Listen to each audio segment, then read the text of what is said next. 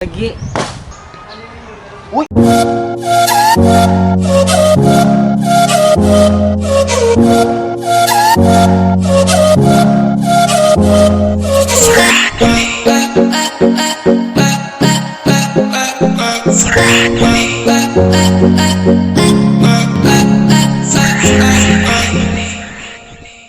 Hi mga kalab! So ngayon is pupunta kami sa bahay ng kapatid ni Francis, si Kuya PG, kasi manghihiram kami ng maso. Kasi ngayon kasi gigibain yung sahig doon sa bahay na nagibana. Ayan. So ngayon is nandito na tayo para manghiram ng maso, Bino. Yes. Kung meron nga ba talaga. Ita-try lang namin.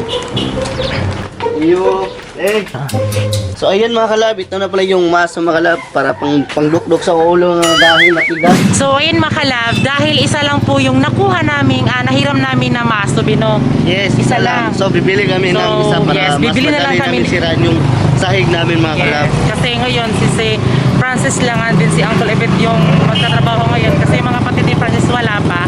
So bibili na lang kami. Syempre ang gagamitin naming pera ay yung ibinigay ni Mr. Ed. Ayan. So bibili kami ngayon ng isang maso. Thank you Mr. Ed. Meron kaming pambili ng maso. So ayun mga kalab, ito ng maso mga kalab. Thank you kay Mr. Ed. Maraming salamat sa iyo. Nagamit din namin yung pera mo para pambili ng maso at yung pang-snack namin. Ito ay 700 lang siya. Oh, okay, sobrang bigat ay ginuo ko. Magagamit na namin to mga kalab para pag meron kaming buwan sa pispan, ito yung gagamitin namin para pang ganito.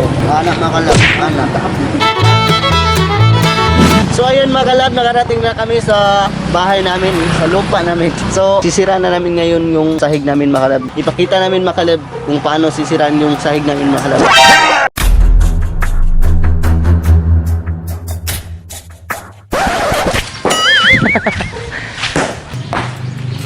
Pi, ayo dia pagbungkag una, Bi. Okay. Dapat magsimula ka dito sa ano talaga. Oh. Alam ko yan kasi trabaho ko yan eh.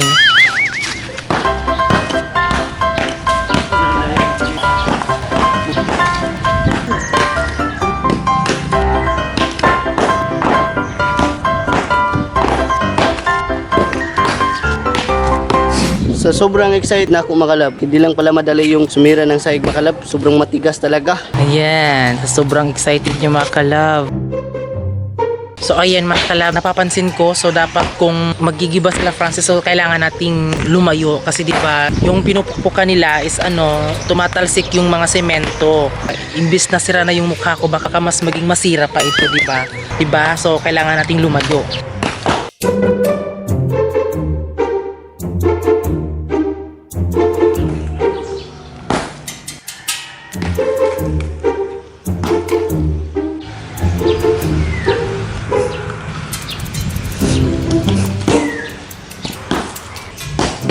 So ayan, habang nagmamaso sila mga kalab, so ako naman, para hindi naman ako ma-bored, so dahan-dahan kong ilalagay yung mga namaso nila na doon sa diyan mga kalab ko. Diyan, ilalagay ko diyan para hindi ako ma-bored.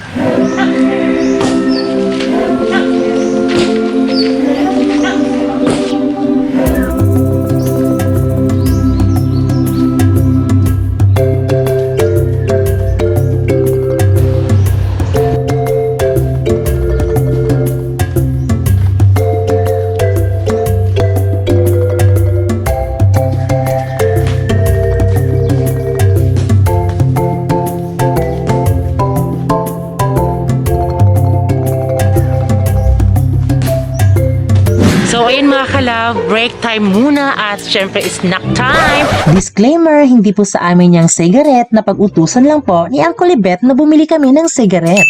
Oh my God, hindi talaga madali yung pagmaso, Bino. Kung saludo kami sa mga construction dyan, yun lang po yung trabaho nila. Pero grabe po yung energy nila, di ba? Buga nga buga yun mga kalab. Yes. Kasi si Francis nga, di ba, hinihingal na siya. Kaya lalong-lalo na, natatlo lang kami ngayon dito. Dahil wala yung mga kapatid ni Francis. So ayan, snack muna.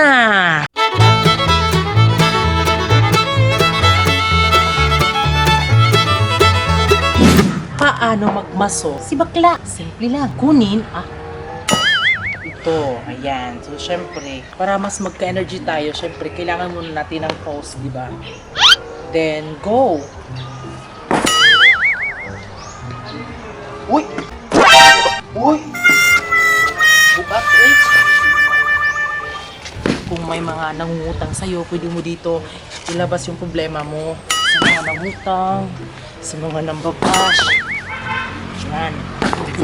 So ayan, habang nagmamaso sila dyan, so ako uuwi muna ako sa bahay dahil kukunin ko yung mga dapat kunin, diba? Pero hindi na din kami dito magsasaing kasi baka naman kasi umuulan, diba? Tapos hindi talaga kami makapagsaing dito kasi yung kahoy is basa.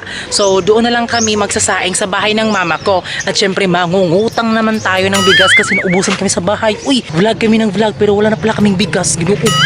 Ayan. So ngayon mga kalabis, pupunta na tayo doon at syempre magkukommute ako. So ayan, huwag kayo munang umalis ha. Okay, dahil babalik ako mamaya. Bye-bye. So ayun mga kalab, andito na ako sa bahay nila mama. At syempre, kaya naman ako nandito kasi nangungutang kami ng bigas at ulam, diba? Kasi naubos na. Then syempre, may mga gamit pa na hindi namin nadala doon. So kukunin ko. Pero naluto na po yung mga kanin at ulam. So syempre, pasok kayo dito mga kalab kung ano yung ginagawa ko ngayon while na nag-aasikaso kami doon sa bahay. So syempre, ang ginagawa ko ay nag-a-upload ako ng vlogs namin, di ba? So, super stress talaga pero hindi dapat magpaka-stress kasi yun naman talaga yung trabaho ng YouTuber. So, yun nga lang is kami yung YouTuber na parang data lang yung gamit, ganun. Pero okay lang, at least meron, di ba? At then, syempre, ayan, nag-uploading na po yung ating bahay serye. Part 2, ayan. So, syempre, kung hindi ito matapos ngayon, dadalhin ko na lang yung laptop doon, kaya ko chinarge, di ba? Dahil, gagawa pa kasi ako ng thumbnail, ayan. So, ayan, pupunta na kami doon sa lupa namin at sa bahay. Kasi, malapit na din mag-lunch. So, ito na po yung kaldero, di ba? Buti pa yung kaldero makinis, so pa rin mukha ko, hindi. Dinala ko na lang din yung laptop namin kasi doon ako papatuloy mag-upload kasi meron namang pisonet doon na wifi, so doon na lang ako ko-connect, diba? Kasi walang signal doon kapag data. So ayan, let's go!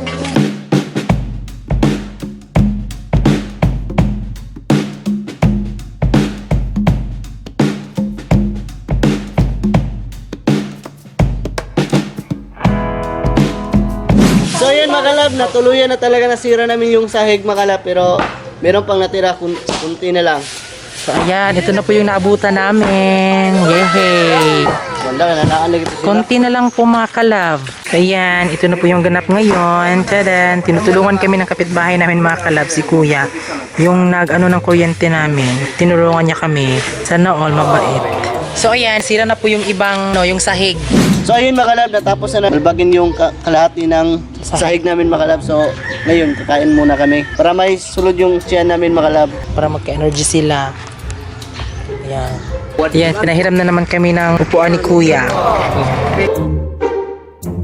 So yun mga kalab, tapos na kami kumain mga kalab. Habang hindi pa kami tumatrabaho mga kalab, so sasamahan muna natin yung bibi ko kasi mag-connect siya sa wifi. Para maka-upload. Din syempre, babalik din tayo dyan kasi may repeater daw dyan sa kabilang wifi. bahay. So, okay lang daw kahit malayo. Punta na tayo doon para maka-connect, para ma-upload yung ating vlog. Ay, ginawa ko. So, ayan mga kalab, bagay talaga ako dito dahil sa akong baboy.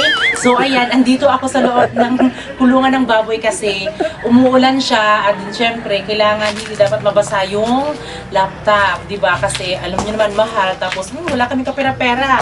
So ngayon, is habang while nagtatrabaho sila dyan, ako ay nag-upload ako ng mga vlog namin. At then syempre gumagawa din ako ng thumbnail. So ayan, yung ginagawa ni Francis is nag-ano siya dyan, sinisira niya. Patingin mo ma. So ang ginagawa ko naman ngayon mga kalab is nagsisira ng sahig mga kalab. So ngayon mga kalab, natapos na namin yung balbagin yung sahig namin. So ang gagawin namin ngayon mga kalab is hakutin muna namin doon para itambak namin doon sa may daanan namin kasi malalim yung dadaanan namin doon ng mga kalab. Tingnan nyo. Ito yung gagawin namin mga kalab para tambak namin mga kalab. Ayan na.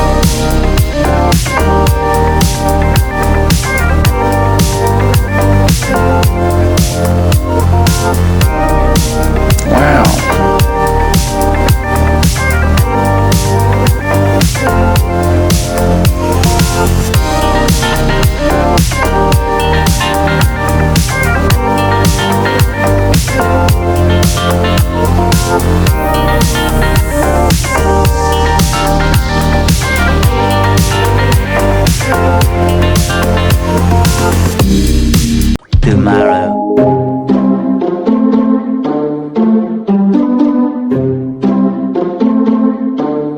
So ngayon mga kalab, nandito na kami sa bahay sa mama sa aking baby mga kalab. So ngayon, sunduin natin si aking baby mga kalab para safe naman siya mga kalab. Kasi namiss ko na siya mga kalab, makasama mga kalab.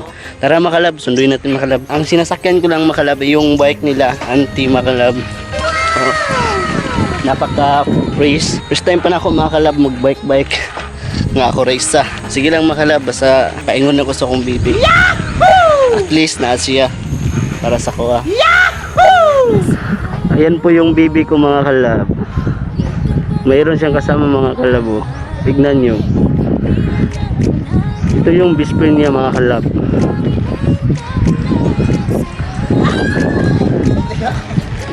Ito yung tinatawag ng kapareha daw ang mukha mga kalab. Yes, of course. Then I'm proud. Of course, mga kalab, ngayon ay invited kami sa elementary dito sa batch namin sa 2011. So, ayan, pumunta dito si Francis para maki-join sa aming alumni sa batch 2011. So, andito ba din kami ulit sa Ampere Beach. Ayan, dahil dito kami nag-celebrate. So, ano pang hinihintay niyo mga kalab? Din, syempre, ipapakilala din natin si Francis sa mga kabatch ko. So, ayan, let's go! Hi, everyone! So, this is my boyfriend, Francis. Iboto niyo po si Francis.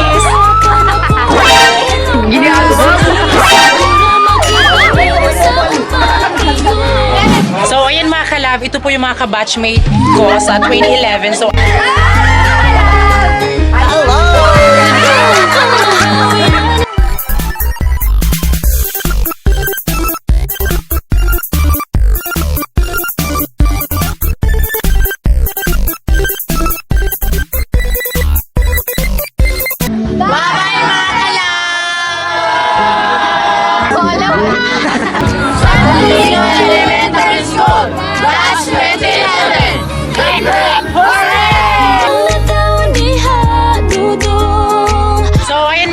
ngayon ay uuwi na kami doon sa bahay dahil meron din palang naghintay sa amin. Yes, isa siyang singer. So bata pa siya. So ngayon, yun na yung pupuntahan natin dahil kami lang talaga yung sinadya nila at para makita nyo, syempre pupunta na tayo ngayon din. Let's go! So ngayon is papauwi na kami sa bahay dahil may naghihintay sa amin doon na bata na nakasali na siya sa tawag ng tanghalan. Ayan, so daily winner siya sa tawag ng tanghalan. So kami lang talaga yung pinunta. Nakakahiya naman kung hindi namin pupuntahan, di ba? Hi! So ayan, nandito na tayo sa bahay. Hello na! Hi, te! So ayan mga kalab, hindi basta-basta yung ating mga bisita dahil umigod tawag ng tanghalan. Hello! So ayan po siya, logo, cute sa personal. Ayan po siya yung kumanta sa ano mga kalab sa tawag ng tanghalan, di ba? In fairness, mga kalab, mahinhin siya pero pag pinapakinggan niyo po yung boses niya, syempre matanda talaga yung boses niya, di ba? Kasi hindi siya halata na bata talaga kapag kumakanta. Then ito din yung nanay niya. Wow. Then yung kanyang kuya. Singer din yan mga kalab, di ba? Basta-basta. Then syempre, kung alam ko naman hindi naman kayo maniniwala, o alam mo na, be. Talagang ganyan, huwag mo lang patulan. Wala lang magawa, kaya sila'y nagkakaganyan.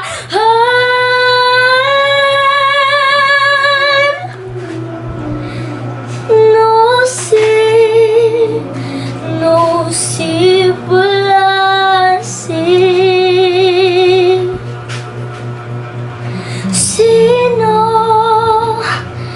Sino ba sila? No si balase. Sino ba sila?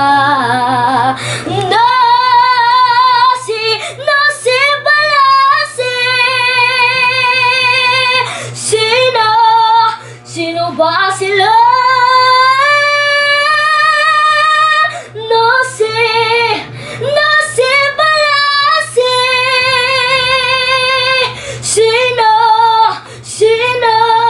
Sino ba sila? Sino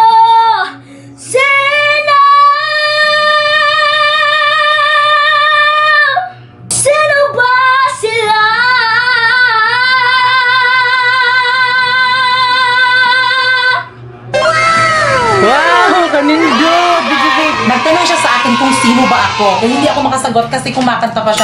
Siyempre na ako, si Ulysses, ang bayot kay Atro Diligat. Ayan, so, napakagaling ni Jin Lee. And then, siyempre mga kalab, isubscribe niyo po siya sa YouTube channel niya. Jilly Valiente Torres. So, ayan, please follow niyo po siya sa social media niya. Then, syempre mga kalab, dahil nakakanta na po si Jin Lee sa Tawag ng Tanghalan. Kaso ako, nakakanta ako pero sa Tawag ng Tahanan lang talaga. Ayan. So, ayan, follow niyo po si Jin Lee sa kanyang social media. And then, syempre mga kalab, hindi din magpapuli yung kuya niya. Yes, sample din to. Di kailangan buwimik, dadal-dalang sa tingin. Saan ka ba nanggaling? Bakit ngayon lang? O kay tagal kitang hinanap, o kay tagal ko ring nangarap na makapiling kay o aking mahal. Pangakong hindi ka iiwanan at hindi papabayaan. O anong saya ang nadarama. Kinayay! Wow! So yung kinanta din ng kuya niya is love song, di ba? So, buti na lang, maganda yung love life ko. So, yeah, unsay mo po ang social media para naman ma-follow kanila. Meron ka bang YouTube channel? Ang Facebook niya, Facebook account. Ayan. So, ayun mga ka-love fans. So, alam ko namang, nakita nyo pa lang, alam kong crush nyo na siya. So, ayan, follow nyo siya sa Facebook niya. So, unsay mo Facebook niya? Joliver Torres. Ayan, so pasensya. Ayan, nabubulol ako mga kalab. So ayan, follow nyo po si Jin Lee and then si Juliver sa kanilang social media. Siyempre, hindi din magpapahuli si nanay. Nay, tingin na! Ay, dili ko. Ay, nahihiya si nanay kasi kapag kumakanta kasi siya sa CR lang daw. Ayan, so we're blessed kasi pumunta talaga sila dito. Then, kami lang talaga yung pinunta na family, di ba? Kasi gusto din nila kami makita. And then, syempre, para naman may bawi kami sa kanila sa pagpunta nila dito. Ayan, so, in-examplean ko na kasi kapag sinasabi ko lang naman, di ba? Kasi mas maganda yun kapag nagsasalita ka kung ano ba talaga yung, kung totoo nga ba na singer. So, syempre, kailangan natin ng pruweba. So, ayan, pinag-sample ko sila.